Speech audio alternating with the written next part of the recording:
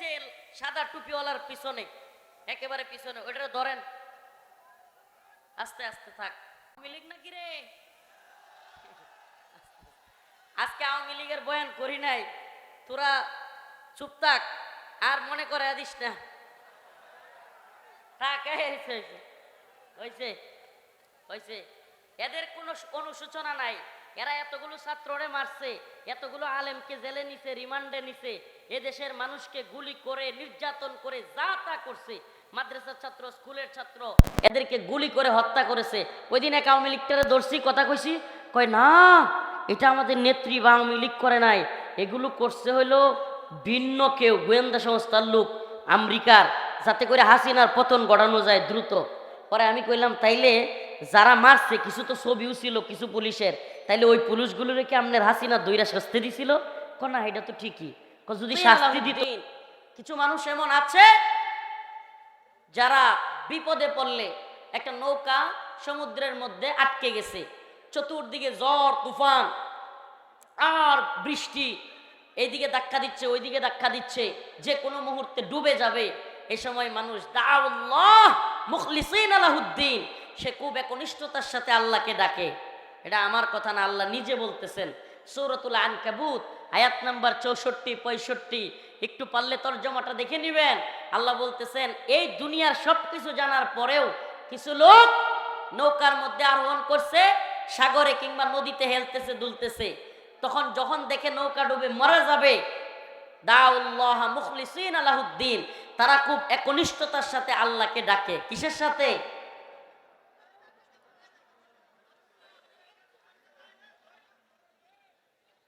এদেরকে একটা একটা করে মাইক দেন, এদের প্রত্যেকের কাছে একটা একটা করে মাইক দেন,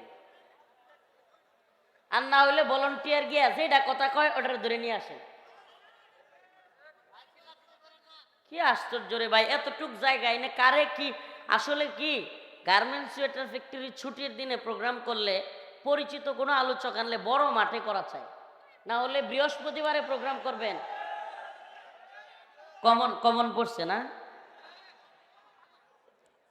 আচ্ছা, এই বিষয়টা একটু মাথায় রাখবেন। আয়োজক যারা পরিচিত কোনো আলেমকে আনলে আল্লাহ মাফ করুক, এটা অহংকার না, আল্লাহ মাফ করুক, আল্লাহ মাফ করুক, তবুও যদি পরিচিত কাউকে আনেন তাহলে বড় মাঠে করা চাই, উন্মুক্ত মাঠে। বৃহস্পতিবার রাত্রে করলে তো উপায় নাই, কারণ সবারই ছুটি থাকে, সবাই চিন্তা করে যে হুজুরের একটু দেখে আসি, ফজরের নামাজ পড়লে পড়ি, না পড়লে নাই, ভাইরাল হুজুরটার একটু দেখে আই। নাউজুবিল্লাহ। এই ভাইরালিজম ধ্বংস হোক, এই তথাকথিত সেলিব্রিটিজম ধ্বংস হোক, আল্লাহ আমাদেরকে মাফ করুক। এই ভাইরালিজমের কারণে আল্লাহ পাক আমাদেরকে রিয়া এবং অহংকার মুক্ত করুক। আল্লাহুম্মা তাহহির কলবি মিনান নিফাক ওয়া আমালি মিনার রিয়া। আর রব্বুল আলামিন, আপনি অহংকার এবং রিয়া থেকে আমাদেরকে মুক্ত করেন। তো যে কথা বলতেছিলাম, এই দুনিয়ার এত কিছু বুঝার পরেও আল্লাহ বলেন কিছু লোক বিপদে পড়লে, নৌকা ডুবে যাচ্ছে, তুই তুই পানি, চারদিকে হঠাৎ করে ঝড় আসছে, তুফান আসছে, এখন কি করে? দাউল্লাহ মুখলিসিন আলাহুদ্দিন, আল্লাহ আল্লাহ আমারে বাঁচান, আপনি ছাড়া কেউ নাই, তখন আল্লাহরে ডাকে। এটা কে কয়? আল্লাহ নিজে বলতেছে, আল্লাহ নিজে। দেখেন আপনারা তো অনেকেই গ্রামের টিনের ঘর, যাদের ঝড় তুফানের দিন আসে, ঝড়টা মেরে ঝড় তুফান যখন শুরু হয়, কিছু মানুষ আছে লা ইলাহা ইল্লা আনতা সুবহানাকা ইন্নী কুনতু মিনাজ জালিমিন, লা ইলাহা ইল্লা আনতা সুবহানাকা ইন্নী কুনতু, করে কি করে না? অথচ যখনই ওই ঝড় তুফান থেমে যায়, সিগারেট একটা ধরায় আর টান দেয়। ঠিক কি ঠিক না? এই যে দেখেন কত বড় বেয়াদব, ব্লেজার লাইট ধরে, লেজার লাইট ধরে চোখে মুখে, লাল লাইট, ওই যে সাদা টুপিওয়ালার পিছনে, একেবারে পিছনে, ওইটা ধরেন, আস্তে আস্তে থাক, লেজার লাইট ধরে। আওয়ামী লীগ নাকি রে? আজকে আওয়ামী লীগের বয়ান করি নাই, তোরা চুপ থাক, আর মনে করে দিস না। থাক, হয়েছে হয়েছে। এদের কোনো অনুশোচনা নাই। এরা এতগুলো ছাত্ররে মারছে, এতগুলো আলেমকে জেলে নিছে, রিমান্ডে নিছে, এদেশের মানুষকে গুলি করে নির্যাতন করে যা তা করছে। মাদ্রাসার ছাত্র, স্কুলের ছাত্র, এদেরকে গুলি করে হত্যা করেছে। ওই দিন এক আওয়ামী লীগটারে ধরছি, কথা কইছি, কয় না এটা আমাদের নেত্রী বা আওয়ামী লীগ করে নাই, এগুলো করছে হইলো ভিন্ন কেউ, গোয়েন্দা সংস্থার লোক, আমেরিকার, যাতে করে হাসিনার পতন ঘটানো যায় দ্রুত। পরে আমি কইলাম তাইলে যারা মারছে কিছু তো ছবিও ছিল কিছু পুলিশের, তাইলে ওই পুলিশগুলোর কি আপনার হাসিনা দইরা শাস্তি দিছিল? না, এটা তো ঠিকই। যদি শাস্তি দিত তাইলে না বুঝতাম যে হ্যাঁ মারে নাই। একটা পুলিশরাও যদি দইরা সে ক্ষমতায় থাকতে শাস্তি দিত, যাই তুমি ছাত্ররা মারলা কেন, তুমি বরখাস্ত, তারে জেলে দাও, একটা পুলিশরাও জেলে দিত, তাইলে বোঝা যাইতো যে সে মারার পক্ষে। হ্যাঁ তো জানে মার মার, আমি কয়ে দিছি। এই পাবলিক, আল্লাহ আল্লাহ মাফ করুক, দায়িত্ব রাজনীতি বয়ান করতাম না, ভাল লাগে না এগুলো। আখিরাতের বয়ান করি, শুনেন এটি ভাল লাগে না ভাই, আখিরাতের বয়ান করি। এই দুনিয়া, এই তথাকথিত রাজনীতি, এগুলো যেই না তারা করে, বিশ্বাস করবেন কিনা, এরা সামনে এক অভিনয়ের জিন্দিগি লালন করে। এরা আস্তে, সব কিছু ঠিক বলার দরকার নেই, চুপ থাকেন, কষ্টে কথাগুলো বলতেছি। এরা দেখবেন যেই দলের হোক, আওয়ামী লীগের হলে শেখ মুজিব বন্দনা, শহীদ রাষ্ট্রপতি জিয়াউর রহমানের বন্দনা, এই সেই বলবে, সব দলের লোক। কিন্তু বাস্তবে তাদের অন্তরের মধ্যে আপনি যা দেখবেন, রাজনীতি করলে কি হবে, এই যশ খ্যাতি সব কিছু আড়ালে যা দেখবেন, তাদের অন্তরের মধ্যে এক ধরনের কষ্ট আছে। এই রাজনীতি তাদেরকে শান্তি দেয় না, দিন শেষে কষ্টই দেয়। এটা আমি দেখছি, আমি পরীক্ষিত। এই রাজনীতি শান্তি দিতে পারে না। এজন্য বলি, রাজনীতি ছাড়ো, আল্লাহকে ধরো। সবাইকে বলি, এই রাজনীতি ছাড়ো, আল্লাহকে ধরো, অশান্তির শেষ হবে না। আসো, ফিরে আসো, তওবা করো।